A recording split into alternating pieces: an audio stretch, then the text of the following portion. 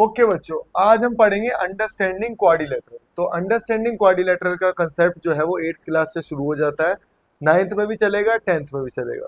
ठीक है, तो अब मैं आपको शुरुआत से बताता हूँ कि भाई क्वाड्रिलेटरल क्या होता है।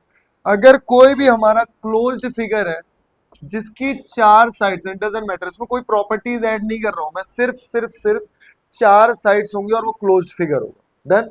तो उसे क्या कहा जाएगा? क्वाड्रिलेटरल। जैसे जैसे इसमें आप प्रॉपर्टीज ऐड करते जाओगे, जैसे जैसे आप इसमें इसमें प्रॉपर्टीज ऐड करते जाओगे तो क्या होगा, उनके नाम चेंज हो जाएंगे। जैसे मैंने आपको दिखाया, यहाँ पे हम लोग ले लेते हैं एक छोटा सा फिगर।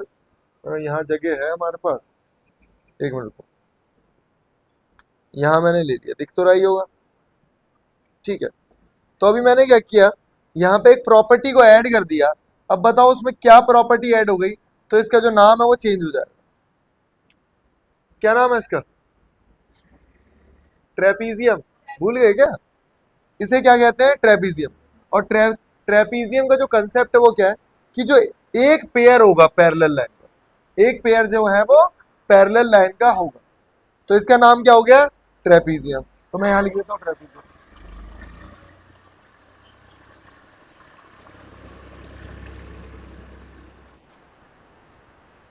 ठीक है, अब यहां देखते हैं। अब मैंने एक फिगर बनाया, ये ए बी सी डी।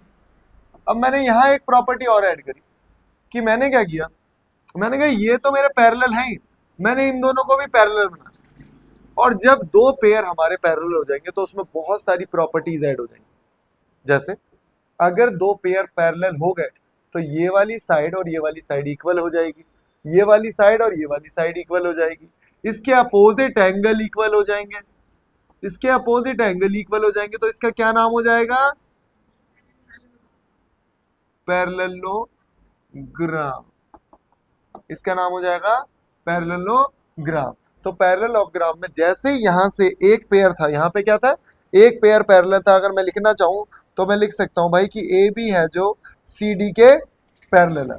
यहां पे अगर मैं लिखना चाहूं तो मैं बता रहा हूं आपको, ए बी जो है पैरेलल है सी डी के, और ए डी जो है पैरेलल है बी सी के।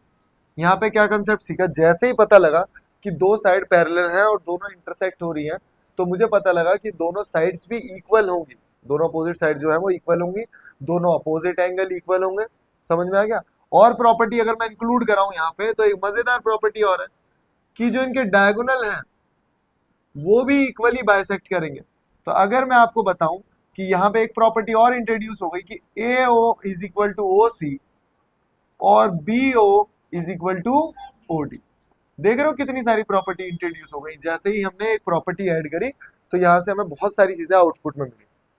ये डायगोनल होते हैं, पता है ना, ए सी हमारा डायगोनल और बी डी हमारा डायगोनल है, तो बाइसेक्ट ईच अदर। ओके, एक और प्रॉपर्टी अब मैं ऐड कर रहा हूँ, बताओ। मैंने बोला ये पैरेललोग्राम है, नो डाउट एबीसीडी, लेकिन ये स्पेशल टाइप का पैरेललोग्राम है। अगर मैं बोलूँ इसका नाम क्या है तो कौन बताएगा इसका नाम? इसका नाम है रेक्टेंगल। इसका नाम क्या है? रेक्टेंगल।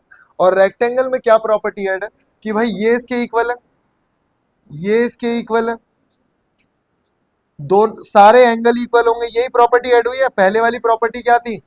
पैरेललोग्राम की प्रॉपर्टी, और इसकी प्रॉपर्टी सेम तो है ही सारी। तो इसमें ऐड क्या हुआ एक्स्ट्रा? अगर आप एक एंगल को 90 कर दोगे, इसमें कुछ नहीं करना, एक एंगल को 90 करूंगा, मुझे बताओ। अगर आपने ये वाला एंगल 90 कर दिया तो ये वाला एंगल कितना हो जाएगा? 90, क्योंकि अपोजिट एंगल। ये 90 हो गया तो एडजेसेंट से आपका ये भी 90 हो जाएगा। तो सारे एंगल हमारे 90 हो गए। जैसे ही सारे एंगल हमारे 90 हो जाएंगे भाई, जैसे ही सारे एंगल हमारे 90 हो जाएंगे, तो मुझे एक चीज और पता लगेगी कि जो इसके डायगोनल है, जो इसके डायगोनल है वो भी इक्वल होंगे, जो इसके डायगोनल है वो भी इक्वल होंगे। और एक प्रॉपर्टी यहां से और पता लगेगी कि जो डायगोनल है वो बाइसेक्ट भी करेंगे, और दोनों डायगोनल इक्वल होंगे। ये मजेदार बात पता लगी हमें कि जो दोनों डायगोनल होंगे वो इक्वल होंगे। डन। अब यहाँ पे आ जाते हैं। अब यहाँ पे मैंने बना दिया एक और तगड़ा फिगर, जिसे आप क्या नाम दोगे? जिसे आप नाम दोगे स्क्वायर। जिसे आप क्या नाम दोगे? स्क्वायर। थोड़ा हौच पौच लग रहा होगा आपको, लेकिन समझने की कोशिश करना। जो रेक्टेंगल के पास प्रॉपर्टीज है वो सारी की सारी प्रॉपर्टीज हमारी स्क्वायर के पास होंगी। जैसे क्या प्रॉपर्टी थी इसकी, ये वाली साइड इसके इक्वल होगी, ये वाली साइड इसके इक्वल होगी। एक एक्स्ट्रा प्रॉपर्टी और हमारे पास आई कि भाई मजेदार चीज तो ये है कि ये सारी साइड इक्वल होगी। क्या इसके पास हर एक एंगल 90 डिग्री था, तो इसके पास भी हर एक एंगल 90 था। ठीक है। क्या इसके डायगोनल बाइसेक्ट कर रहे थे? जी बिल्कुल, इसके डायगोनल बाइसेक्ट कर रहे थे, तो इसके डायगोनल भी बाइसेक्ट करेंगे। अब इसमें नया क्या फिर कि इसके डायगोनल बाइसेक्ट तो करेंगे, इक्वल भी होंगे, लेकिन इसके डायगोनल हमेशा 90 डिग्री पे बाइसेक्ट करेंगे। इसके डायगोनल हमेशा 90 डिग्री पे बाइसेक्ट करेंगे। और क्या नया था इससे? इसमें नया ये था कि सारी साइड्स जो है वो इक्वल होंगी। ये कह सकते हो आप कि ये वाला जो एंगल होगा ये 45 होगा, क्योंकि ये एक आइसोसेलेस ट्रायंगल बन गया। बहुत सारी प्रॉपर्टीज है, बहुत सारी प्रॉपर्टीज को हम अप्लाई करेंगे जब मैं क्वेश्चंस कराऊंगा। जब मैं क्वेश्चंस कराऊंगा तो उन प्रॉपर्टीज को वहां पे अप्लाई करेंगे। Okay done. वहां पे मुझे रोम्बस दिख रहा है। रोम्बस कुछ नहीं है, एक पैरेललोग्राम ही है। एक पैरेललोग्राम है, एक स्पेशल टाइप का पैरेललोग्राम है बस, जिसकी सारी साइड इक्वल है। एक तो प्रॉपर्टीज है, जैसे ही हमने सारी साइड इक्वल करी अपने आप एक प्रॉपर्टी इसमें बहुत ही ज्यादा मजेदार ऐड हो गई। वो प्रॉपर्टी हमारी क्या है भाई? वो प्रॉपर्टी हमारी है कि जो इसके डायगोनल होंगे, जो इसके डायगोनल होंगे वो हमारे 90 डिग्री पे बाइसेक्ट करेंगे। जो हमारे डायगोनल होंगे वो 90 डिग्री पे बाइसेक्ट करेंगे। तो ये वाला एंगल 90 हो गया, तो सारे एंगल हमारे 90 हो जाएंगे। ठीक है। तो ट्रायंगल्स की कॉन्ग्रुएंसी, बहुत सारी चीजें हम लोग इससे सीख सकते हैं। मतलब अगर कोई बच्चा 9th में आ गया मान लेते हैं और उसने ये प्रॉपर्टीज नहीं पढ़ी, तो मतलब समझ जाओ उसने 8th में कुछ नहीं पढ़ा, क्योंकि 8th में ही बेस बनेगा आपका क्वाड्रिलेटरल का।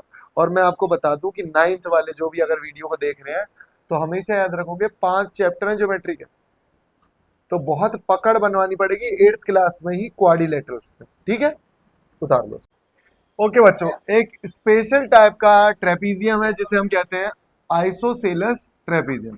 तो उसमें क्या है, मुझे पता है ए बी सी डी, जो ए बी है वो पैरेलल है सी डी का। ठीक है, ये तो नॉर्मल ट्रेपीजियम में भी होता है, लेकिन इसमें क्या है, इसमें ये है कि ए डी जो है वो मेरा बराबर होगा बी सी के।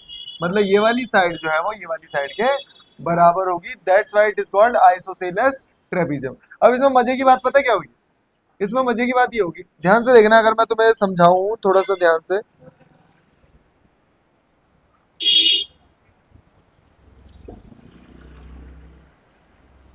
कि लगभग ऐसे कुछ रहा हुआ, उस ट्रायंगल में से मैंने ये दो पैरेलल लाइन खींच दी है, तो यहाँ पे एक प्रॉपर्टी अराइज हो रही है हमारी कि ये वाला एंगल तो और ये वाला एंगल क्या है बताओ?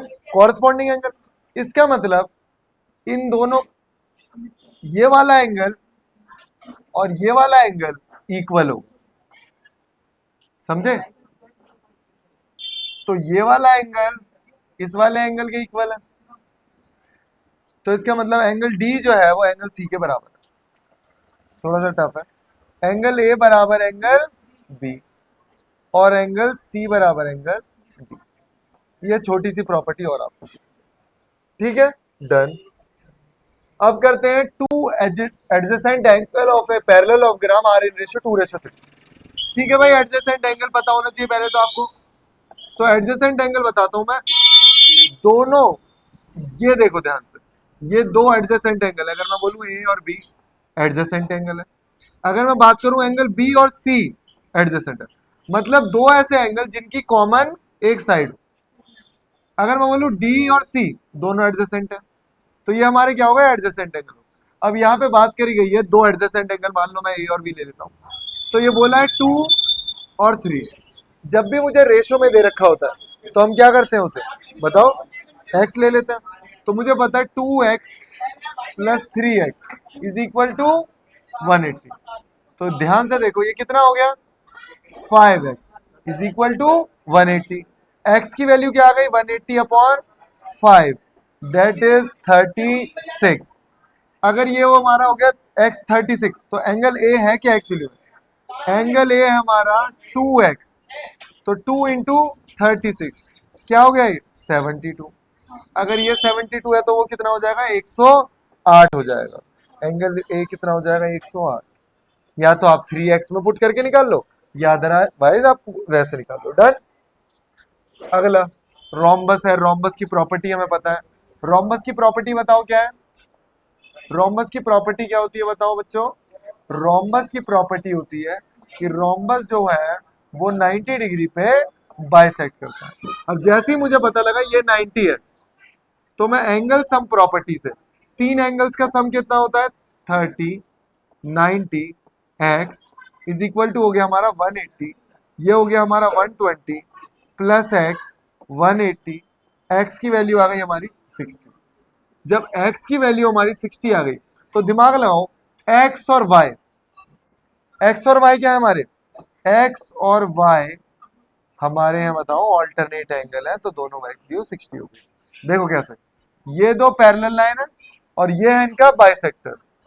ऐसे एंगल ये वाला 30 दे रखा है तो z भी 30 डिग्री होगा, तो z भी हमारा 30 डिग्री होगा। कैसे z हमारा 30 डिग्री ऐसे होगा कि अगर ये दो पैरेलल लाइन है, मैंने बोला ये दो पैरेलल लाइन है तो ये है बाइसेक्टर, तो ये 30 है तो ये z है, तो ये दोनों भी इक्वल होंगे। डन।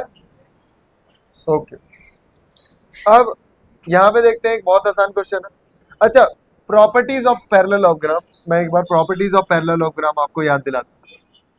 बेटा बहुत आसान है प्रॉपर्टीज ऑफ पैरेललोग्राम, बहुत ज्यादा आसान। ध्यान से देखना, ये वाली साइड इसके साइड के इक्वल होगी, ये वाली साइड इस वाली साइड के इक्वल होगी, ये एंगल इस वाले एंगल के इक्वल होगा। अगर ये एक्स है तो ये भी एक्स है, तो क्या कहा जाएगा इन्हें, ऑल्टरनेट।